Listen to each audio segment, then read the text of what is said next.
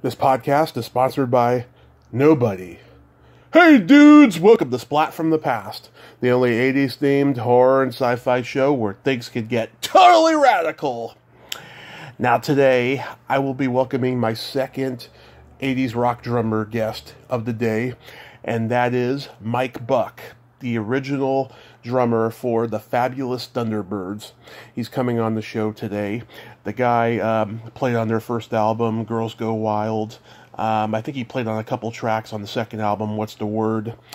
But he went on to form the Leroi Brothers, which was a kind of a blues, rockabilly, surf guitar, just all around, retro R&B revival band back in the 80s. And then he played with Even the Exiles, and then he took over Antone's record shop in Texas, and we're going to talk about all of that stuff today. Get a little insight into the Texas blues scene. So I love blues music, especially from Texas. It's great sound, I'm a big fan of the Fabulous Thunderbirds and ZZ Top and Stevie Ray and Johnny Winter, all those guys who came from Texas. So it's going to be a great conversation today. So, here is my interview with Mike Buck.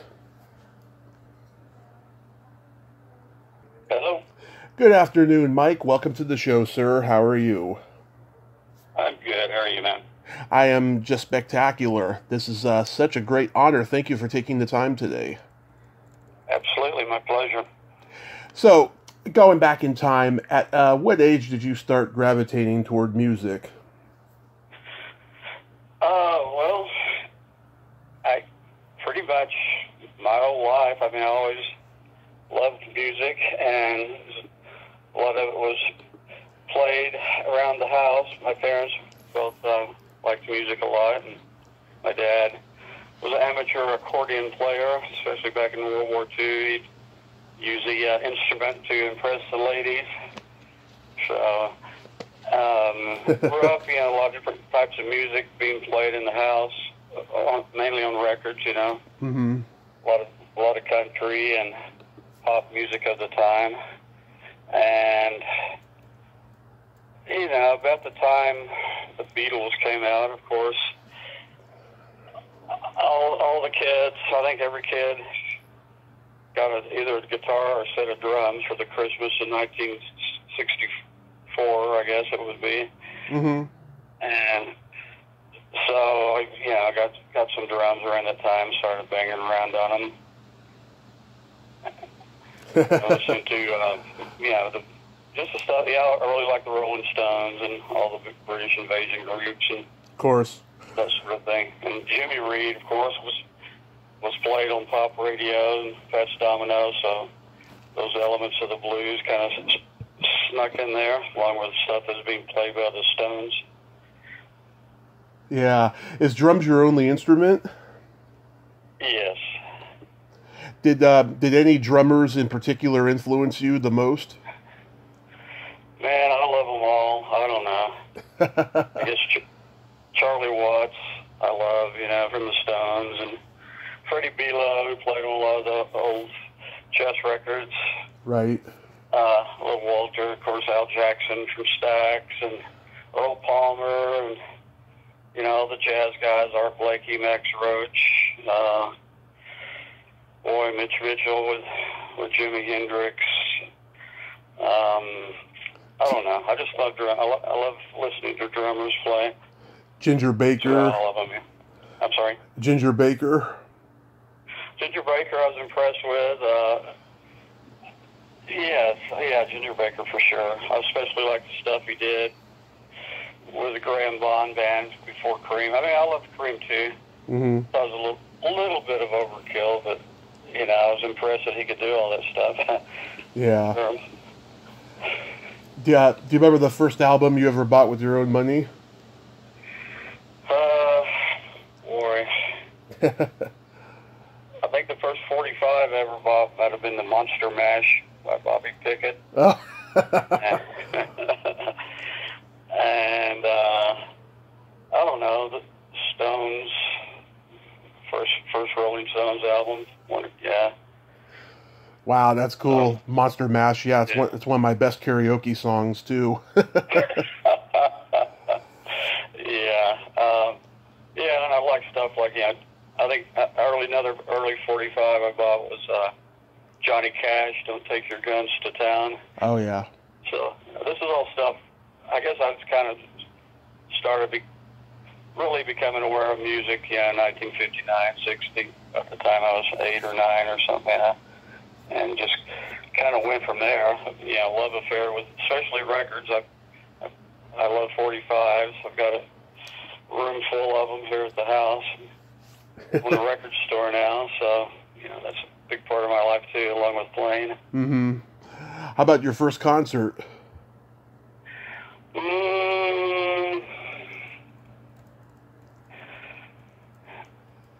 Well, I saw I think the Beach Boys might have been the first concert I saw. Yeah, in Dallas. But I remember seeing Herman's Hermits and Paul Revere and the Raiders. And I saw the Stones in 1965, I think. Mm-hmm. They were, a big, huge influence. Concert I hated to miss most was the Yardbirds. I was supposed to go see them, and my ride flaked out. Mm-hmm. And I've been pissed off about it, ever since. So, yeah, that's terrible. I just loved all that early British invasion stuff, and of course stuff like Roy Orbison and stuff that was being played on the radio, and all the Motown stuff and Stax. Wow, so you've had an eclectic range of musical taste, not just the blues. Right. Yeah. I mean, blues is a big part of my foundation, but that's just one aspect of it. I kind of hate to compartmentalize everything. It's just, I think it's all good, all valid. Yeah.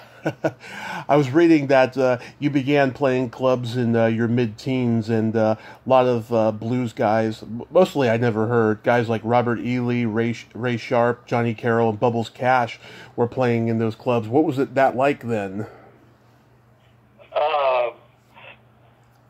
Ray Sharp and Robert Ely were local blues guys. I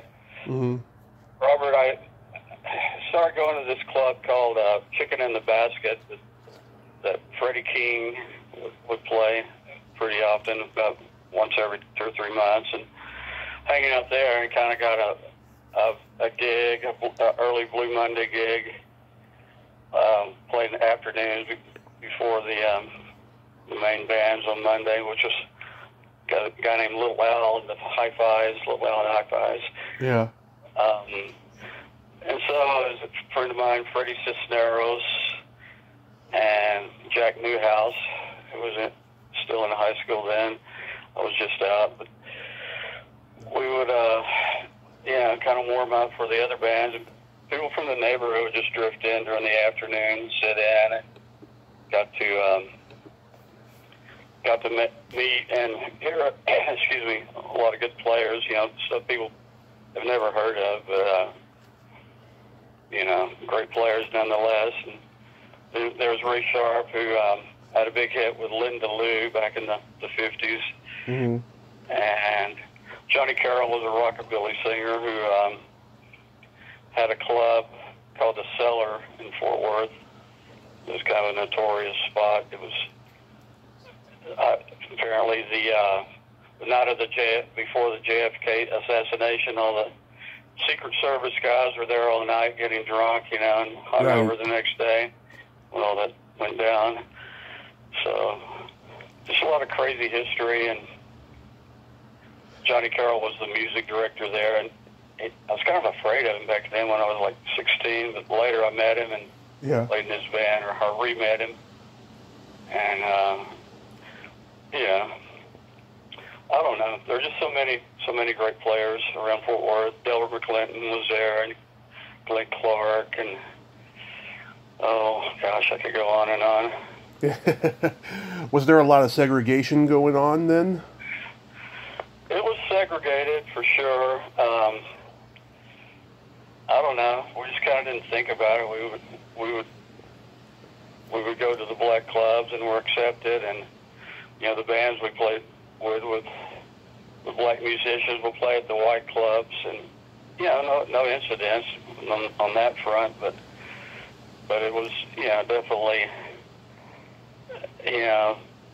everyone had their own neighborhood and were expected to stay in it, I guess. I mean, by some people, it's kind of a little hard to explain. It wasn't strictly segregated, and there's a lot of give and take, but there's still a lot of bigots and racists around who didn't like that.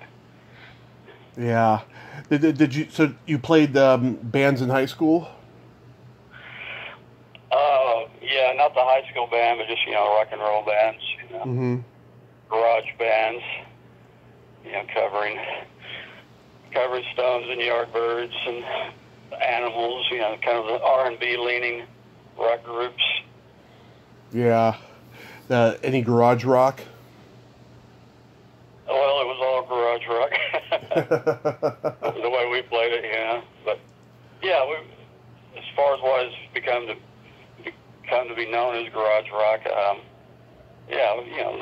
love the Question Mark and the Mysterians and 96 Tears and. Oh God, I just interviewed Question Mark like 6 months ago. Yeah, he's crazy. Oh my God, he operates at his own frequency. Definitely, for sure. Yeah, I got to play with Sam the Sham later on. Yeah, Sam the Sham and the Pharaohs. And a bunch of people like that. A lot of, skipping ahead quite a bit. I don't know if you're familiar with the Ponderosa Stomp in New Orleans. It's a music festival that this guy, Dr. Ike, he started putting on, just kind of bringing his record collection to life, and he would bring out a bunch of lesser known and just people he liked, people like in the blues, soul, rock and roll, garage rock. So I was fortunate enough to be one of his house bands. Mm-hmm. Got to back up a bunch of people like that. Later on in the 2000s. But anyhow, yeah, back to the teenage years. Yeah, I loved all that stuff. Mm-hmm. So how did you meet Kim Wilson and Jimmy Vaughn and all the guys?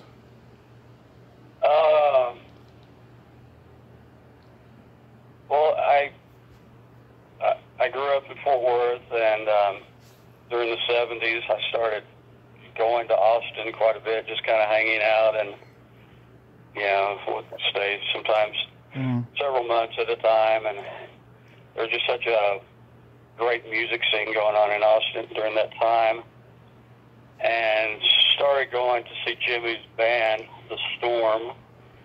They played at a club called The One Night every Monday night, and I don't know, kind of got to be friends with him and Keith Ferguson and some of the other guys. Kim hadn't showed up at that time, but so I was also playing with Luann Barton in Fort Worth, and I took her to Austin one time and introduced her to Jimmy Vaughn, and they hit it off immediately. He said he was starting a new band called the Thunderbirds. He wanted her to play in it, and she moved to Austin probably about 1976 or so, and they started that band with Kim Wilson. And then in 1977, I got a call from Jimmy that wanted me to come down and play with the band. They had 2 or 3 drummers before that. Oh, okay. Yeah. I thought you were the original guy, so I apologize for saying that in the intro. Oh, no. A lot of people think that, I guess just because it's on the first record, but they had several drummers, a guy named Otis Lewis, Andy Miller, even Frank Christina played with him a little bit before I did. He came down from Rhode Island. I think he was living in Providence at the time. So, yeah, I was probably, they went through drummers pretty quickly during that time, but then I kind of settled in for a few years with them. Then they hired Franny back. Yeah. It's really abused. Yeah. So you guys were playing the club scene in Texas in the 70s. Who are the other acts on the bill? Well, Paul Ray and the Cobras with Denny Freeman and Stevie Vaughn. Mm-hmm. Were both in that band, and they were very popular too. And they were, there's a lot of what they could call the cosmic cowboy thing going on then. Willie Nelson, all those cats. A lot of those bands were around, and we were in the house band at Antone's, so we would back up people that Clifford Antone would bring in, like Jimmy Rogers and Big Walter Horton, Eddie Taylor, Jimmy Reed, just all of our heroes, Yeah. So, and he brought Muddy Waters in, but Muddy brought his own band. Hubert Sumlin was around the scene a lot then. He was kind of semi-living in Austin. He would hang around Antone's and do odd jobs, as well as perform. Sometimes you'd see him working the door there, so it was quite a time. Very educational and very exciting. Probably the biggest band from Texas at that time was ZZ Top, and Johnny and Edgar Winter. They were successful too. They were from Texas. They should have been just as big as ZZ Top, I feel, but I guess the timing wasn't right. Right. Did you guys go on the road with those guys at all? No. We had a residency at this club called the Rome Inn, Mm-hmm. where Stevie Vaughn would play every Sunday night, and we would play every Monday. But Billy Gibbons from ZZ Top started chartering a bus from Houston every Monday and bring a bunch of his friends down to party at the Rome Inn. So we get to know him pretty well at that time. At the time, ZZ Top was kind of, I think they took a couple of years off the road and weren't playing that much. But Billy's kind of been, he's always in and out of Austin. He's resurfaced lately. We've been playing around Austin with some of the local guys, Jimmy and Mike Flanagan, people like that. Mm-hmm. So the band gets signed to Chrysalis Records, and then you guys record Girls Go Wild. Yeah. Actually, we're on Tacoma Records, which was part of I guess they were a subsidiary of Chrysalis. They originally started by John Fahey, folk, kind of outsider folk blues guitar player. And they've been reactivated, and they hired the Thunderbirds and Sir Douglas Quintet and some other Austin bands and Texas bands. But and then I later went on to be just on Chrysalis proper, I guess. But it was Tacoma originally. Mm-hmm. That's a great record. The cover of Slim Harpo's "Scratch My Back." That's pretty good. It's very Delta bluesy like. Yeah, I love that cut. And love Keith Ferguson's bass playing on Rich Woman. That just kills me every time I hear it, Yeah, Pocket Rocket. I like that one too. Yeah, Yeah, so that was a fun time. Did it get much... And, I was go ahead. going to ask, did you guys get much radio airplay with it? No, not so much. A little bit, but not, local FM stations and I guess little college stations around the country. But we're just starting to tour then. We did, it was hard for a while. It was hard to get a crowd outside of. It was hard to get a crowd sometimes in Austin. We were kind of overshadowed by the by the country thing that was going on, and the blues was pretty much a small niche. We would go play Dallas. We did well in Dallas, and then started going up to New England, Boston, and Providence, and that was probably the first area outside of Texas that we were popular, and it just started spreading. We eventually did European tour, opening for Dave Edmunds and Nick Lowe and their band Rockpile. Oh, yeah. Yeah, that was kind of a big breakthrough. So is that how Dave Edmunds ended up producing their subsequent albums? Yeah, that was after I'd left the band, but yes. I left the band in 1980, started a band called the Leroi Brothers, still going to this day, you know. Yeah. So started playing around with different bands. I played with Doug Somm for a long time and off and on, and recorded on the first Texas Tornadoes record, played some on that. Mm-hmm. And just, a bunch of different projects. So Did you play at all on What's the Word? That was the second album. One, right? Yeah. I played half of that, about half of the songs on it. So why did you end up leaving the band? Well, basically, they just kind of wanted to hire friends, so they did. That's no big reason, I don't think.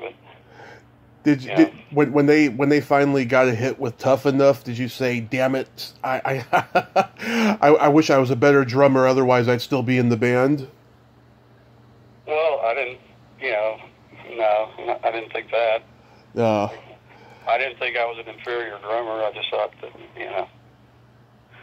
But yeah, I remember, playing some gigs with the Leroi Brothers, and we were kind of struggling then too. And I remember being broke down in front of some convenience store, and some frat boy kind of guy came driving up with his Camaro or whatever it was Tough Enough blaring over the speakers, and I was kind of like, Rrr. Yeah. That was kind of an ironic, poetic moment, Yeah. So the Leroi Brothers, did you already know those guys?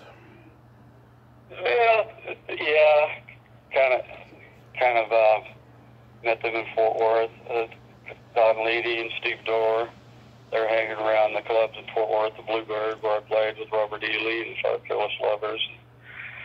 We just kind of, actually that band evolved out of another band called the Headhunters, which is this guy, Keith Dunn from Boston, who I met with the Thunderbirds. He moved to Texas, harmonica player. He's living in Rotterdam now. And it was him and Alex Napier, who was in the Cobras, with Steve Yvonne, and Freddie Cisneros, who was in Robert Ely band with me. And that band kind of evolved into the Leroi Brothers, some personnel changes. Yeah, I mean, you guys were together for a long time, and you guys had, some music video hits, like Treat Her Right. I remember that one so well. Right. Yeah, like I say, we're still playing, We never broke up. We just did other things along the way, Yeah, it has kind of a rockabilly and surf rock vibe to it. Yeah, kind of influenced by rockabilly for sure, and of course blues and garage rock. Yeah, George Thorogood did a version of it about 5 years later, but I actually like your version better. Which song? Of Treat Her Right. Oh, Treat Her Right, yeah. You're probably the biggest album you guys had was Open All Night. Yeah, I guess so. I mean, we had a little more action off of a Columbia album. Forget About the Danger. That got us out on the road more. They paid for some videos, and I remember that video for Chain of Love. Yeah, Chain of Love. Yeah, that was Open All Night. Yeah. So, leading up to the pandemic, I mean, was the Leroi Brothers doing any shows? Yeah, we played regularly, at least once a month. I've had a band with my wife, Eve Montse. We have a band called Eve and the Exiles. We were playing quite a bit. The 4 or 5 years before the pandemic hit, and doing pretty well with that. We have a couple of albums out, or 3, I guess. I can send you those if you like. Oh, that would be great. Yeah. So you guys, with even the Exiles, you guys did a lot of touring, right? not a lot, but we've done a few tours. We've been to Europe a few times, and mainly play around Texas. Even I both are pretty busy with our record store, Antone's Records, so we don't get out as much. She has another band called the Blue Bonnets with Kathy Valentine. Oh, the Go-Go's? The Go-Go's, yeah. They tour a bit. They tour more than the Exiles, but yeah. Nice. They just play sporadically, you know. Like I say, they'll do a series of gigs and they'll take off for months, you know, and do other projects. So everybody keeps busy. Yeah. So how does Antone's Record Shop come into the picture for you?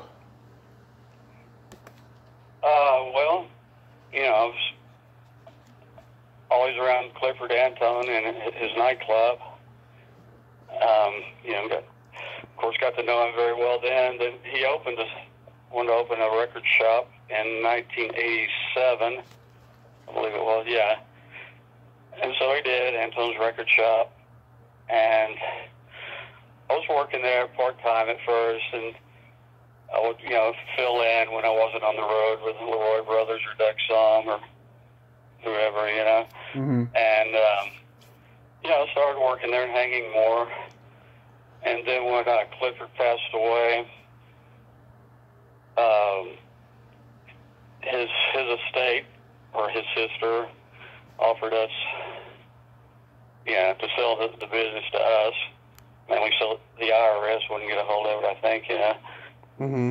He was kind of delinquent with the IRS, but so that's how we came to own the store, yeah. Yeah, you must be happy that vinyl has gotten such a resurgence that people, especially the younger generations, are starting to become aware of it. Yeah, it's kind of crazy. It's, you know, the store, rather, has been, they've been open since 1987, and, you know, it's always been a struggle. I'll kind of say that the store's been on the verge of closing ever since they opened. But lately, even during the pandemic, it just was a big resurgence, you know, and now it's just crazy, you know. Yeah. Business is better than it's ever been. So you guys been? I don't know how long it'll last, but I'm happy about it. Yeah, you guys selling mostly online during the pandemic? Yeah, online and you know, curbside. Yeah, people would call and say what they want, or we'd put little posts up on social media, you know, with some records. Yeah. But yeah, online a lot. And our online's really taken off in the last year or so. Yeah, there's nothing like the magic of vinyl record. Yeah, I love it. We have. Well, Mike, I thank you so much for coming on today, and I hope after the pandemic gets straightened up, you can get back up on stage and, you know, reopen the store. And the store's actually open now. Oh, okay. You know, with limited capacity and all that, but yeah. So are we live now, or just pre-recorded? I'm assuming. Pre-recorded. Okay, great. Okay, well, I'd like to maybe you can send me a link when and where I can listen to it. Absolutely, sir. And you have yourself a great rest of your day. Thank you for calling. My pleasure. Bye. Bye-bye. Well, there you have it. Mike Buck. Ain't he a cool dude? Great little anecdotes there about growing up listening to the blues and rock and roll, and he's keeping it going because that's his passion and his journey. Well, until next time, this is Tommy Throwback Kovac saying there's no shame in living in the past because the present sucks. Later, dudes.